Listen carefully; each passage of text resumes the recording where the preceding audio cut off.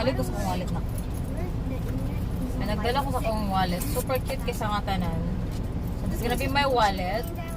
Napod ko another bag. Kaya nalatan ako mga issued nga dala. Kaya siya paigo. Siya paigo. Sa tong budget for today.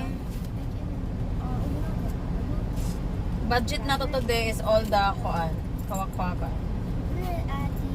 You never know. Di mo to kung mag-kuan lagi, mag-PIF shopping lagi kay para kay dagan ako i-go through. Pero basta mga laagan lagi. We have $100 bill. Char.